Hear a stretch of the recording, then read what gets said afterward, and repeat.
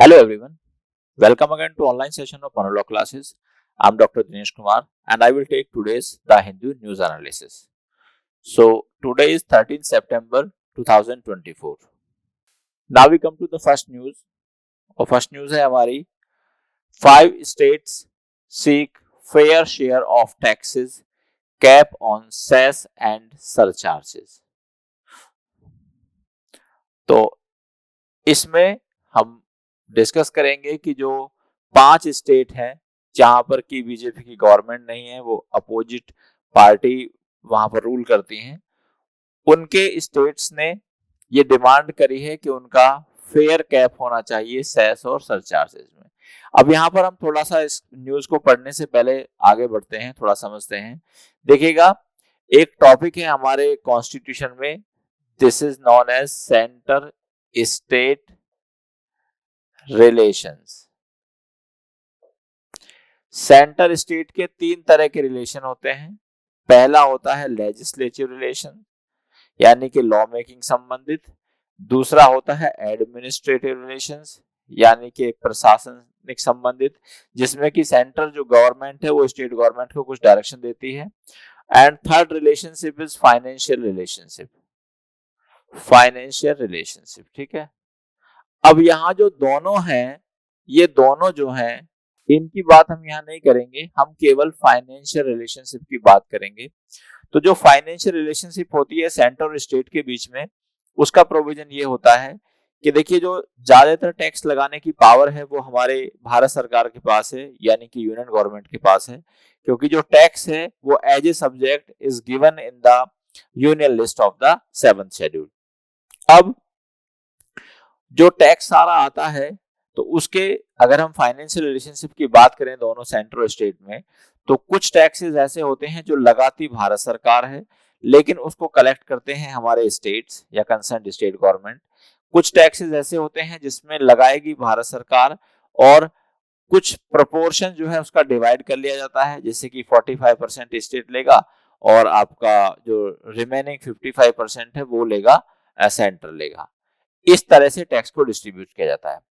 अब जो भी टैक्स का अमाउंट आता है सारा, उस अमाउंट को फर्दर डिस्ट्रीब्यूट किया जाता है, क्योंकि टैक्स तो एनुअली आता है देश में, तो उसको फर्दर डिस्ट्रीब्यूट किया जाता है on the recommendation of the finance commission. तो अभी हमारे देश में जो 16th फाइनेंस कमीशन है वो अपना काम स्टार्ट करेगा। इससे पहले 5 स्टेट्स ने ये डिमांड करी है। अब डिमांड क्या करी है, अब हम उसको समझते हैं अच्छी तरह से। पहला क्या है, concern were raised over the growing imbalance in center state fiscal relationship। तो उन्होंने कहा कि जो सेंटर स्टेट में जो फाइनेंशियल रिलेशनशिप है उसमें इम्बैलेंस बढ़ रहा है। सेकंड है, the ministries demanded a fair and equitable division of resources amongst the state, यानी कि उन्होंने कहा कि जो टैक्स का डिस्ट्रीब्यूशन है वो फेयरली और इक्वली होना चाहिए। Next, they called for capping the cesses and surcharges collected by the center। तो उन्होंने कहा कि भाई इस पे एक लिमिट लगाई जाए, किस तरह का कितना सेस आप कलेक्ट कर सकते हो और कितना सरचार्ज कलेक्ट कर सकते हो। ये दो टर्म बहुत इंपॉर्टेंट है आपके एग्जामिनेशन पॉइंट ऑफ व्यू से, ये अभी मैं आपके साथ डिस्कस करूंगा। An end to the penalising of well performing state was requested. ये इंपॉर्टेंट न्यूज है। क्या कि देखिए, इनका मतलब ये है कि 2 तरह के स्टेट हैं। एक स्टेट वो कि जो कि बहुत अच्छी तरह से परफॉर्म कर रहे हैं, एक स्टेट वो जो कि बहुत बुरी तरह से परफॉर्म कर रहे हैं, या we can say that BIMARU states उनको हम बोलते हैं, ठीक है। अब जो बीमारू स्टेट हैं, तो पहली बात तो ये कि वो बहुत अच्छी तरह से परफॉर्म नहीं कर रहे। तो एक तो उनके पार्ट पर ये एक काइंड ऑफ डिसेबिलिटी हम इसको बोलेंगे, ठीक है, या कोई एडमिनिस्ट्रेटिव इनएफिशिएंसी हम उसको बोलेंगे, या वहां की कुछ सर्कमस्टेंसेस ऐसी हो सकती हैं, मान लिया फ्लड आ गया है ना, बहुत ज्यादा बारिश हुई, इस तरह की चीजें। लेकिन अब जो बीमारू स्टेट है, जो कि काइंड ऑफ पुअर स्टेट्स हैं, तो वो एक तो स्पेशल पैकेज की डिमांड कर लेते हैं, तो उनको पैसा बहुत ज्यादा मिल जाता है स्पेशल पैकेज की फॉर्म में। लेकिन जो स्टेट सही काम कर रहे हैं उनको पैसा कम मिलता है। तो ये उनका कंसर्न है कि अगर हम वेल परफॉर्म कर रहे हैं तो इस वेल परफॉर्म के लिए हमको पेनलाइज नहीं किया जाना चाहिए। Second, the ministers urged raising the state share in the divisible pool from 41% to 50%। तो उन्होंने कहा कि जो डिविजेबल पूल है, मतलब जो कि पैसा अभी हमने आपको बताया कुछ टैक्सेस ऐसे होते हैं लगाती भारत सरकार है, सेंट्रल गवर्नमेंट, और उसको कलेक्ट कर लेती है स्टेट गवर्नमेंट, या उस अमाउंट को डिवाइड कर दिया जाता है। तो अभी जो शेयर है वो क्या है कि अगर कोई टैक्स सेंट्रल गवर्नमेंट ने लगाया तो उसका 41% किसको जाएगा, स्टेट को जाएगा, और 50% जो है किसको जाएगा, ये बाकी जो है कितना हमारा, ये आपका 59% जो जाएगा सेंटर को जाएगा। तो अब ये डिमांड कर रहे हैं कि ये 41% से 50% होना चाहिए, दिस इज देयर डिमांड। ठीक है, अब हम आगे डिस्कस करते हैं जो दो टर्म है हमारे, सेस और सरचार्ज को। तो देखो ये जो टर्म है सेस, ये एक तरह का टैक्स होता है और ये एक स्पेसिफिक पर्पज के लिए लगाया जाता है। तो जैसे मान लिया गवर्नमेंट को एजुकेशन से संबंधित कुछ और काम करने हैं, कुछ और यूनिवर्सिटीज बनानी है, तो गवर्नमेंट क्या करेगी, एजुकेशन पर सेस लगा देगी। तो जो एजुकेशन एग्जिस्टिंग टेस्ट है, एग्जिस्टिंग टैक्स है, उस पर और अगर चाहिए तो वो लगा देगी। दूसरा एग्जांपल हम समझ सकते हैं, जैसे कि एनवायरनमेंट को क्लीन करना है और एनवायरनमेंट में प्रॉब्लम आ रही है या पोल्यूशन ज्यादा हो रहा है, तो फिर एनवायरमेंटल सेस लगा दिया जाएगा। ठीक है, अगर एनवायरनमेंट को क्लीन करने के लिए, एनवायरनमेंट को और ज्यादा बेहतर बनाने के लिए अगर पैसे की आवश्यकता है तो सरकार पैसे कहां से लाएगी, उस पर जो टैक्स ऑलरेडी है उसके अलावा भी सेस लगा दिया जाएगा। तो अब यहाँ पर पॉइंट ये है कि अगर सेस किसके लिए लगाया गया, एनवायरमेंट इंप्रूवमेंट के लिए लगाया गया, तो जो भी पैसा सेस के द्वारा आएगा वो एनवायरमेंट पर ही खर्च किया जाएगा। ठीक है, दूसरा होता है सरचार्ज। तो ये क्या होता है, सरचार्ज क्या है कि ये स्पेसिफिक होता है सेस और ये स्पेसिफिक नहीं होता। तो यहाँ पर अगर सरकार को पैसे की जरूरत है तो surcharge is an additional charge or tax added to existing tax or fee. तो जो भी हमारा एग्जिस्टिंग टैक्स है, एग्जिस्टिंग टैक्स पर और पैसे लगा दिए जाएंगे, मतलब और पैसे बढ़ा दिए जाएंगे, तो वो सरचार्ज बोला जाता है। अब अगर हम दोनों में डिफरेंस देखें तो दोनों में डिफरेंस क्या है हम उसको समझते हैं। देखिएगा, cess imposed for a specific purpose, जैसे हमने बताया एजुकेशन, हेल्थ, एनवायरनमेंट, और ये क्या है, ये स्पेसिफिक पर्पस के लिए नहीं लगाया जाता बल्कि ये जनरल पर्पस के लिए लगाया जाता है, उस पर्टिकुलर डिपार्टमेंट में ज्यादा पैसा जनरेट करने के लिए। नेक्स्ट है imposition, levied on the value of goods services income, जैसे कि हमने बताया हेल्थ, एजुकेशन, ये added to the existing taxes. तो जो एग्जिस्टिंग टैक्सेस हैं उसी को और ज्यादा बढ़ा दिया जाता है, जैसे कि इनकम टैक्स या सेल टैक्स। नेचर क्या है, generally more specific and targeted. तो जैसा हमने आपको बताया कि इसका जो सेस के द्वारा जो पैसा आएगा वो जिस पर्पज से कलेक्ट किया जाएगा उसी पर्पज पर उसको खर्च भी किया जाएगा। Usually broader and can apply to multiple taxes. तो यहां से जो पैसा लिया गया है वो उसी पर्पज के लिए ना खर्च करके किसी दूसरे पर्पज के लिए भी खर्च किया जा सकता है। Legal basis often introduced through a separate statute और प्रोविजंस, यानी कि जब सेस लगाना है तो इसके लिए होता अलग से एक कानून बने। ठीक है, लेकिन यहाँ पर क्या होगा, implemented through the amendment to the existing tax law. तो मान लिया जैसे इनकम टैक्स है, अभी हम लोग जो है 30% मैक्सिमम इनकम टैक्स देते हैं, तो सरकार चाहे इसको 35% कर सकती है। तो यहाँ पर जो इनकम टैक्स एक्ट है, जो कि एग्जिस्टिंग इनकम टैक्स एक्ट है 1961, उसमें अमेंड कर दिया जाएगा और ये हम पर एप्लीकेबल हो जाएगा। तो this is the difference between the two taxes ना।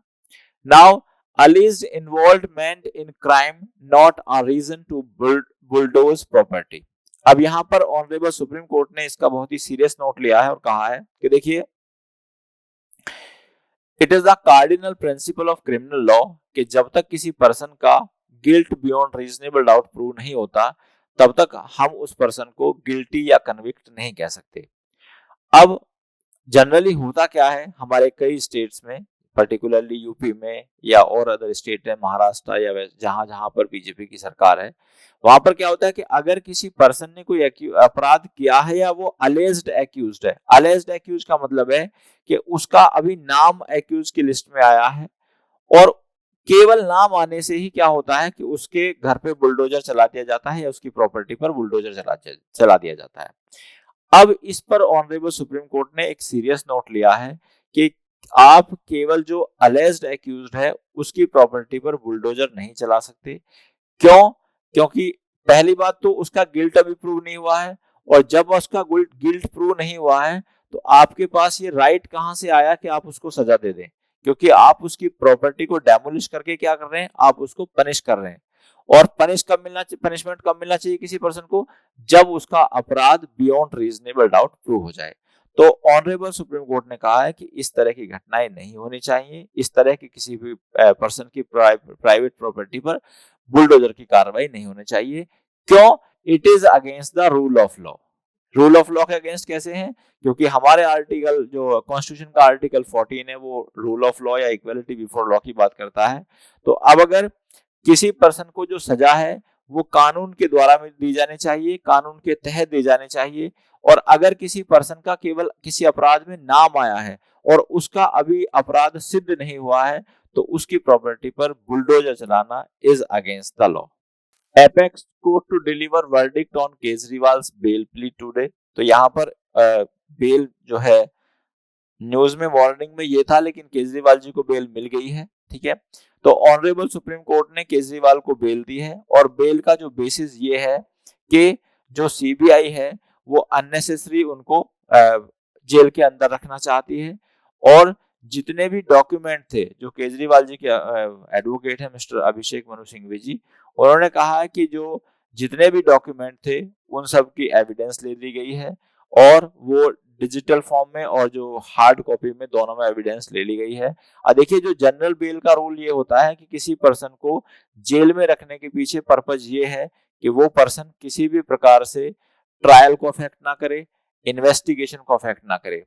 और अगर कोई पर्सन की जो रूट्स है वो सोसाइटी में है, मतलब समाज से जुड़ा हुआ आदमी है, और उसके देश छोड़ के भागने के चांसेस नहीं है, और वो किसी भी प्रकार से एविडेंसेस को टेम्पर नहीं करेगा, या किसी भी प्रकार से विटनेस को टेम्पर नहीं करेगा, या उनको थ्रेटन नहीं करेगा, तो उस पर्सन को बेल देने में कोई भी प्रॉब्लम नहीं है। क्योंकि bail is a rule and jail is an exception. मतलब कि बेल तो हर मैटर में दी जानी ही चाहिए। तो जिस आधार पर ऑनरेबल सुप्रीम कोर्ट ने मनीष सिसोदिया जी को बेल दी थी, उसी आधार पर ऑनरेबल सुप्रीम कोर्ट ने केजरीवाल को भी बेल दी है, मिस्टर केजरीवाल को। और यहाँ पर सीबीआई की बात को उन्होंने नहीं माना। सीबीआई ने ये कहा था कि केजरीवाल को बेल लेने के लिए दोबारा से ट्रायल कोर्ट में जाना चाहिए, but honourable supreme court did not accept this argument of the CBI. Next है हमारा Manipur government. Manipur government lift internet ban partially in 5 district.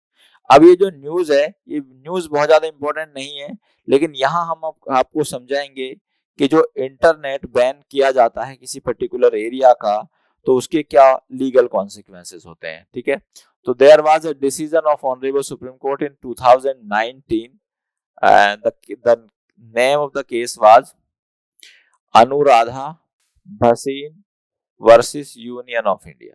Or this case was relating to the internet ban in J&K. तो जब 2019 में article 370 को हटाया गया था जम्मू कश्मीर से, जो कि जम्मू कश्मीर को एक स्पेशल स्टेटस देता था, तो वहां पर लॉ एंड ऑर्डर की प्रॉब्लम थी। तो इसी बात को ध्यान में रखते हुए सरकार ने वहां पर इंटरनेट सुविधाओं को बंद कर दिया था, या इंटरनेट सर्विसेज को बंद कर दिया था। अब अनुराधा भसीन ने सुप्रीम कोर्ट में एक पिटीशन फाइल करी कि अगर हम इंटरनेट सर्विस बिना किसी रीजनेबल ग्राउंड के या एक अनलिमिटेड टाइम तक के लिए बंद करते हैं, तो ये उन पर्सन का fundamental right to speech and expression का वायलेशन है। ठीक है, अब ये इंटरनेट बंद करना हमारे फंडामेंटल राइट टू स्पीच और एक्सप्रेशन से कैसे संबंधित है, हम आपको समझाते हैं। देखिए, जो हमारा आर्टिकल 19 है, 19 का जो सब क्लॉज ए है 1A, क्या कहता है वो कहता है right to every citizen will have right to speech and expression. क्या कहता है? Right to speech and expression. ठीक है, अब यहां पर हमारे पास बोलने का अधिकार है और अपने विचारों को अभिव्यक्त करने का अधिकार है। तो यहां पर जो बोलना है, तो ऑनरेबल सुप्रीम कोर्ट ने एक केस था, केस का नाम था information technology, information broadcasting ministry versus cricket association of West Bengal. West Bengal cricket West Bengal के केस में ऑनरेबल कोर्ट ने ये कहा कि जो राइट टू स्पीच है, जो कि मेंशन आर्टिकल 19(1)(a) में, it include right to know. तो राइट टू स्पीच में राइट टू नो भी शामिल है, और इसी केस के आधार पर हमारे देश में आरटीआई एक्ट आया, that is right to information act 2005। अब जानकारी के लिए क्या जरूरी है? इंफॉर्मेशन। और इंटरनेट आज के टाइम में हमारे देश में क्या ग्लोबली ही जानकारी कलेक्ट करने का या नॉलेज कलेक्ट करने का सबसे बड़ा साधन है। तो इसलिए ऑनरेबल सुप्रीम कोर्ट ने इस केस में ये कहा कि अगर इंटरनेट को हम बिना किसी रीजनेबल ग्राउंड के या एक इंडेफिनिट टाइम के लिए बंद करते हैं, तो this would amount to the violation of the fundamental right of citizens of India under article 19(1)(a). तो ये भारत के नागरिकों का आर्टिकल 19(1)(a) में वायलेशन माना जाएगा, उनके फंडामेंटल राइट का। अब तो ये इस पर आपको 2000 अभी 1-2 साल पहले पैसेज भी आया था क्लैट के एग्जामिनेशन में, ठीक है। तो यहाँ पर मणिपुर में आप जानते हैं हिंसा हुई, तो अब 5 डिस्ट्रिक्ट से इस बैन को हटा लिया गया है इंटरनेट के संबंधित। न्यूज ज्यादा इंपॉर्टेंट नहीं है, लेकिन ये केस जो है बड़ा इंपॉर्टेंट है। Next, a 16-point document on judicial values was adopted by Supreme Court in 1997। ये न्यूज इस रिगार्डिंग है कि जो हमारे ऑनरेबल प्राइम मिनिस्टर हैं श्री नरेंद्र मोदी जी, उन्होंने अभी चीफ जस्टिस ऑफ इंडिया के घर जो गणेश पूजा हुई थी उसमें पार्टिसिपेट किया था। तो उसी रेफरेंस में ये न्यूज है, जिसको कि कुछ लोगों ने क्रिटिसाइज किया था। अब क्रिटिसाइज क्यों किया था? देखिए, जो प्रधानमंत्री जी हैं वो एग्जीक्यूटिव का पार्ट है, यानी कि स्टेट के 3 ऑर्गन होते हैं, लेजिस्लेचर, एग्जीक्यूटिव और जुडिशरी। तो वो लेजिस्लेचर का भी पार्ट है क्योंकि वो मेंबर ऑफ पार्लियामेंट है। एग्जीक्यूटिव का पार्ट क्यों है? क्योंकि वो भारत के प्रधानमंत्री हैं, और प्रधानमंत्री मींस वो he is holding executive post and even the highest executive post of the country. Second point ये है कि जो चीफ जस्टिस है वो जुडिशरी का पार्ट है। तो जनरली क्या है कि जो एग्जीक्यूटिव है और जुडिशरी है, वो इस तरह से उनका मिलना एक वैल्यू के, कॉन्स्टिट्यूशनल वैल्यू के हिसाब से सही नहीं माना जाता। तो उसी के रिगार्डिंग हमारे सुप्रीम कोर्ट ने 1997 में एक 16 पॉइंट डॉक्यूमेंट जो है अडॉप्ट किया था regarding the value in judicial system. तो अब हम उसको थोड़ा सा उसके कुछ पॉइंट्स पढ़ते हैं। The observation are based on the restatement of value of judicial life, a 16-point document adopted by the Supreme Court in 1997. This document serve as a guide for the conduct of Supreme Court and High Court judges। तो ये जो 16 points document है, ये high court और supreme court के जजेस का किस तरह का कंडक्ट होना चाहिए इसको गाइड करता है, इसको हाईलाइट करता है। नेक्स्ट है, the first principle emphasize that the behavior of higher judiciary member must reaffirm public faith in judicial impartiality। तो उन्होंने कहा कि पब्लिक का जुडिशरी में ये विश्वास होना चाहिए कि जुडिशियल जो सिस्टम है हमारे देश का वो इम्पार्शियल है। अब अगर लोग ये विश्वास करेंगे कि जुडिशियल इम्पार्शियल है, तभी तो वो कोर्ट में विश्वास करेंगे, कोर्ट के डिसीजन में विश्वास करेंगे। लेकिन अगर लोग ये विश्वास करेंगे कि भाई जुडिशरी और एग्जीक्यूटिव मिला हुआ है या मिले हुए हैं, तो उस सिचुएशन में लोगों का जो जुडिशियल सिस्टम है उससे विश्वास उठ जाएगा। नेक्स्ट पॉइंट ये है, judges must avoid any act whether in official or personal capacity that could erode the credibility of the judiciary। तो उनको कोई भी ऐसा काम नहीं करना चाहिए जिससे जुडिशियल सिस्टम की क्रेडिबिलिटी अफेक्ट हो। थर्ड पॉइंट ये, द डॉक्यूमेंट एडवाइजेस जजेस to maintain a degree of aloofness consistent with the dignity of the office, यानी कि उनको बहुत ज्यादा लाइमलाइट में नहीं आना चाहिए और बहुत ज्यादा हाईलाइट नहीं होना चाहिए। नेक्स्ट है, judges should always be conscious of being in the public eye and avoid any action that could diminish the esteem of their office। तो उनको ये देखना चाहिए कि वो हमेशा पब्लिक की नजर में रहते हैं और उनको कोई भी इस तरह का काम नहीं करना चाहिए जो कि जुडिशियल सिस्टम की या जुडिशरी की इमेज को अफेक्ट करेगा। ये जो है former CJI Venkatachaliah has earlier emphasised the need for judicial and executive relationship to be correct not cordial. तो जो हमारे फॉर्मर सीजीआई हैं वेंकटचलैया जी, इन्होंने ये कहा था कि एग्जीक्यूटिव और जुडिशरी की जो रिलेशनशिप है वो करेक्ट होनी चाहिए, मतलब सही होनी चाहिए, लेकिन कॉर्डियल नहीं होनी चाहिए। कॉर्डियल का मतलब है एक काइंड ऑफ फ्रेंडशिप दोनों में नहीं होनी चाहिए। हाँ, सही बात है, सही बात को सही कहना चाहिए। So, dear students, I have discussed all the important news of today's newspaper. I will come again with more such news. Till then, thank you very much. Goodbye.